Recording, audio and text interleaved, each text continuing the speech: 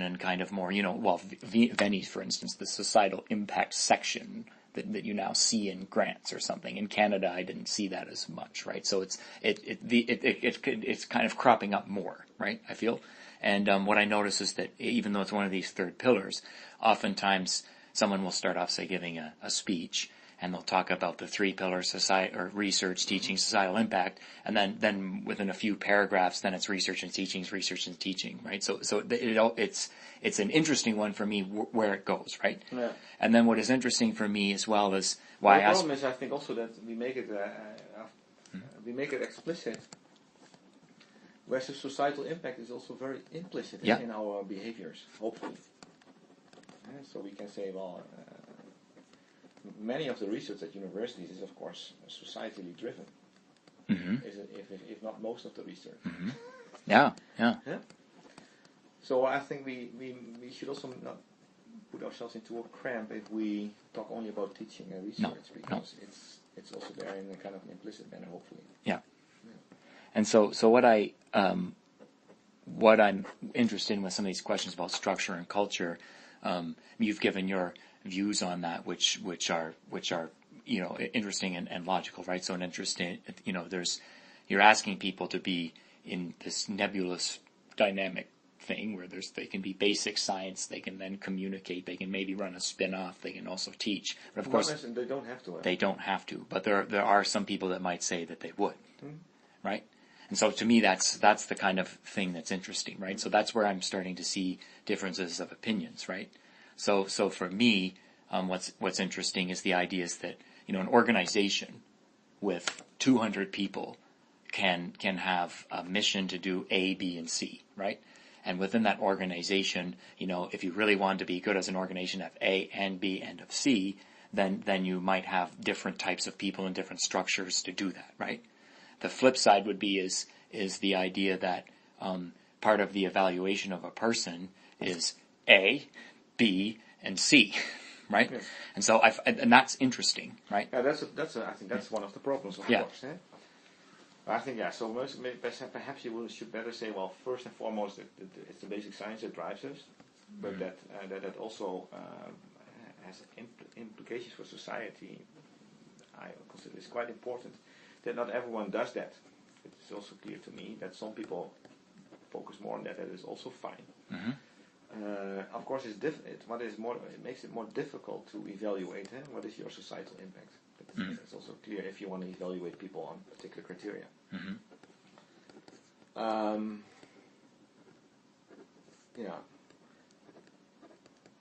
I also think, of course, you can have a group of, this person is really only doing societal impact, but societal impact can only needs feeding, right?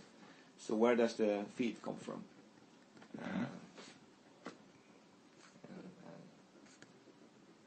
So only building an institute that does only societal impact work, that to me is, and I'm not sure how long it would live.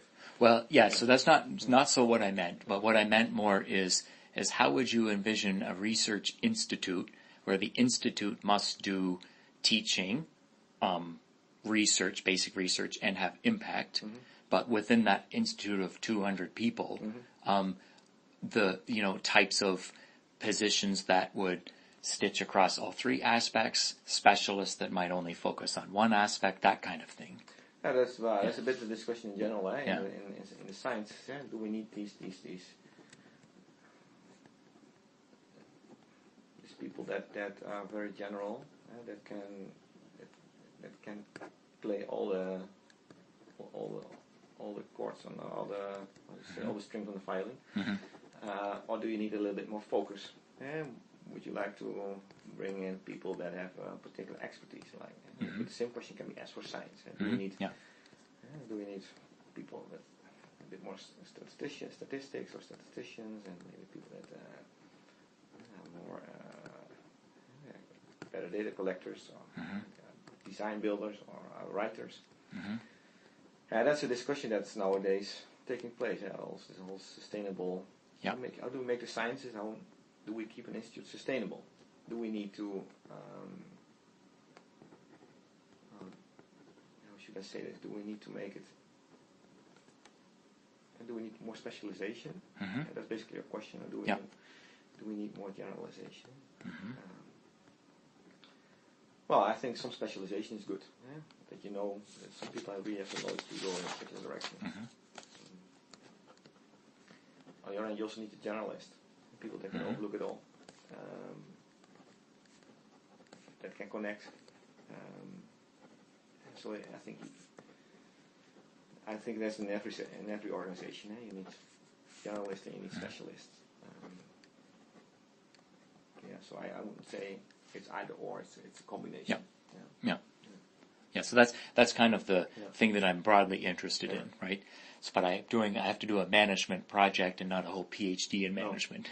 But this is the kind of thing I'm most interested in, right? Because it's something that universities haven't thought of as much. And so kind of what I'm thinking, or why I bring up societal impact, is because it's kind of a newer force, right? And I see it seems to be a newer thing that's on people's radar that you have to now pay a little more attention to. Well, there's also more focus from society. More focus on society, that we defend ourselves for why we do the research.